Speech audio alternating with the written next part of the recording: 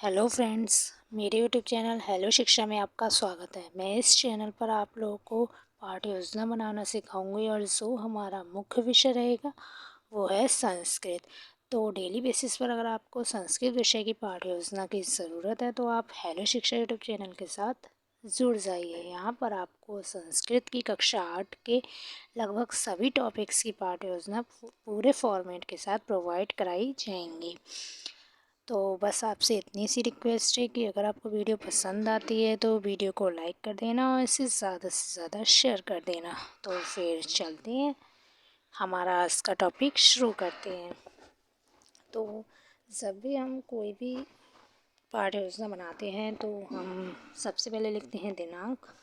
जिस डेट को आप ये पाठ्य योजना पढ़ा रहे हैं आप यहाँ पर वो दिनांक डालेंगे। उसके नीचे आता है विषय, मतलब जो विषय आप पढ़ाने जा रहे हैं। तो जैसे यहाँ पर मैं संस्कृत की बता रही हूँ आपको, तो और जो मैंने ये टॉपिक लिया है ये है हमारा गद्य का, इसलिए मैंने यहाँ पर ब्रैकेट में गद्य भी डाल दिया है। फिर इसके बाद देखिए हमारा आता है प्रकरण। अब ये जो हमारा प्रकरण है ये हमारे कक्षा 8 का एक चैप्टर है। प्रकरण का नाम हम तब लिखा जाता है जब बच्चों से प्रस्तावना प्रश्न पूछते हैं और उनके द्वारा अपना प्रकरण निकलवाते हैं। ठीक है, तो ये हेडिंग आपको यहाँ पर खाली ही छोड़नी है। जब हमारा वो आएगा क्या कहते हैं प्रकरण हम पूछेंगे बच्चों से तब हम यहाँ पर लिखेंगे। ठीक है, देन उसके बाद इधर हम लिखते हैं कक्षा। जो कक्षा हमारा 8 के हम लेसन प्लान बनाना है इसलिए हमने यहाँ पे अष्टमी लिखा है। फिर वर्ग यानी सेक्शन। फिर उसके बाद हमारा आता है चक्र यानी जिस पीरियड में आप विषय को पढ़ा रहे हैं। फिर उसके बाद आता है अवधि। फिर अवधि के बाद हमारा आता है ये सामान्य उद्देश्य यानी सामान्य उद्देश्य यानी अर्थात सामान्य उद्देश्य।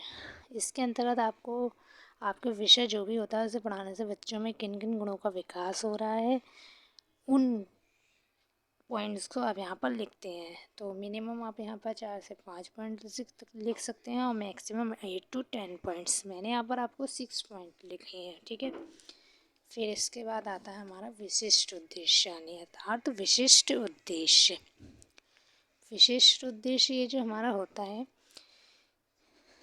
इसके अंतर्गत हम वो सभी पॉइंट्स लिखते हैं जो आपका चैप्टर है उससे पढ़ाने से छात्रों में किन किन ज्ञान का विकास होगा।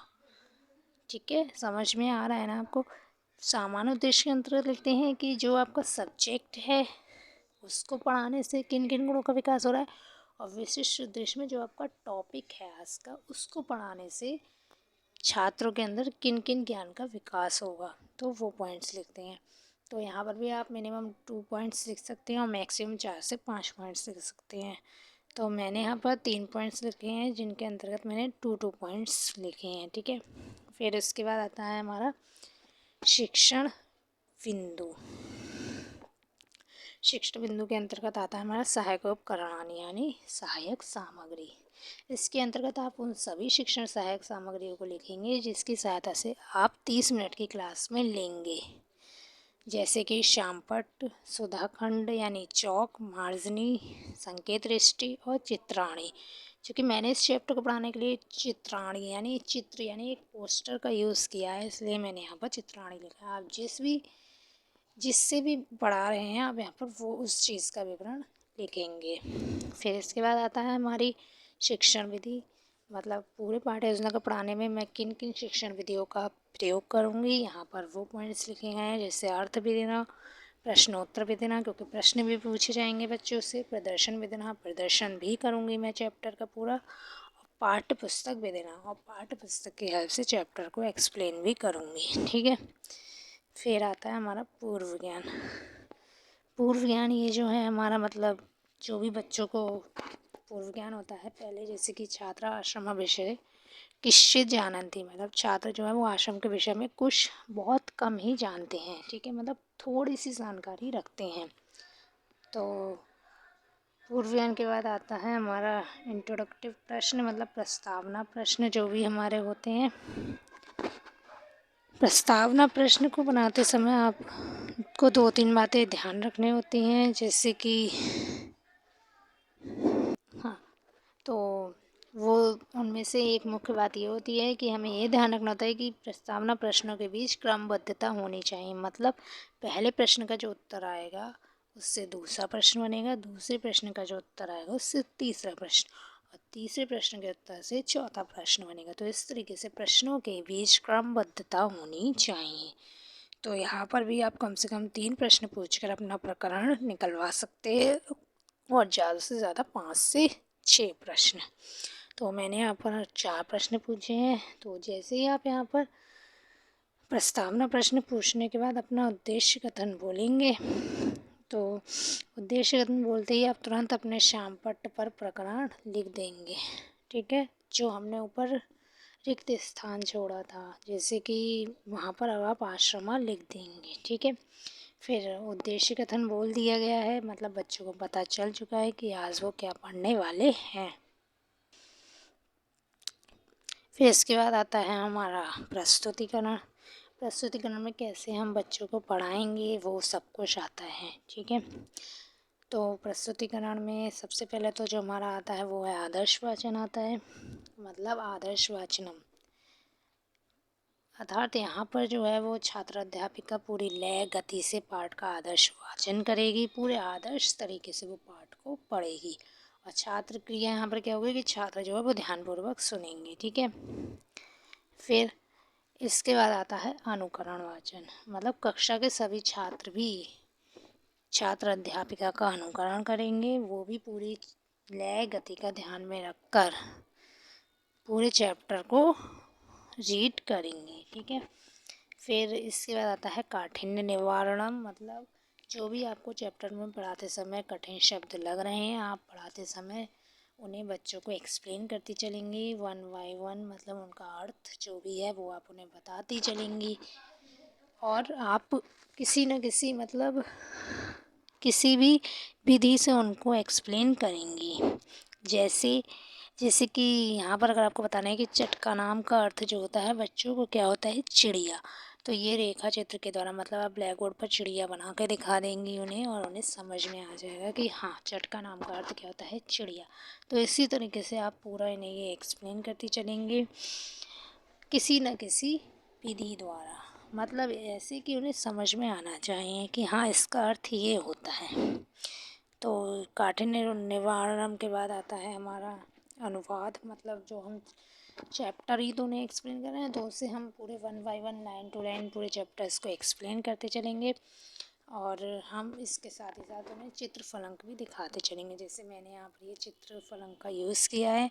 ये आश्रम चैप्टर का मतलब एक पोस्टर टाइप बना रखा है कि गुरु यहाँ पर कैसे अपने विद्यार्थियों को शिक्षा दे रहा है। तो इस तरीके से आप यहाँ पर चित्र फलक यूज़ कर सकते हैं, और साथ ही साथ पूरा अनुवाद बताते चलेंगे। और यहाँ पर छात्र अनुक्रिया क्या होगी कि छात्र जो है वो ध्यानपूर्वक सुनेंगे और अर्थ ग्रहण करेंगे। ठीक है, फिर इसके बाद छात्र अध्यापिका छात्रों से कहेगी कि वो मौन वाचन करें। मौन वाचन करें अर्थात जो भी उसने चैप्टर्स पढ़ाया है वो मन में पढ़ के देखें कि उन लोगों की समझ में आ रहा है या नहीं। तो यहाँ पर छात्र जो है वो मौन वाचन करेंगे। मौन वाचन करने के बाद छात्र अध्यापिका जो होगी वो ब्लैक बोर्ड पर वर्क कराएगी। मतलब ब्लैक बोर्ड पर वही वर्क वो कराएगी जो भी उससे कठिन शब्द उसने बच्चों को पढ़ाते समय चैप्टर को पढ़ाते समय बताए थे, उन्हें वो लिख देगी, और उनके साथ ही वो कुछ प्रश्न उत्तर भी वहाँ पर करा देगी। फिर इसके बाद श्यामपट्ट कार्य। मतलब श्यामपट्ट लेखन निरीक्षण कार्य मतलब छात्र अध्यापिका जो है वो छात्रों से श्यामपट्ट पर लिखे हुए कार्य को अपनी उत्तर पुस्तिका में लिखने को बोलेगी, और स्वयं क्या करेगी, स्वयं वो उनका निरीक्षण करेगी।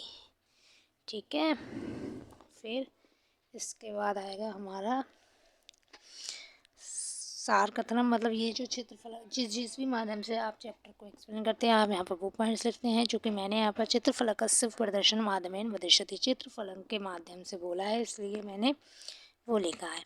फिर सबसे लास्ट में जो हमारी हेडिंग आती है, मतलब सबसे लास्ट में नहीं, लास्ट से पहले जो हमारी जो भी हमने चैप्टर पढ़ाया है बच्चों को, वो हम ये देखने के लिए कि छात्रों के समझ में कितना आया है, हम उनसे कुछ पुनरावृत्ति प्रश्न पूछते हैं और ये देखते हैं कि हाँ कितना ऑब्ज़र्व किया है स्टूडेंट्स ने। तो यहाँ पर वो 2 से 3 क्वेश्चंस या 3 से 4 क्वेश्चंस पूछ सकती है।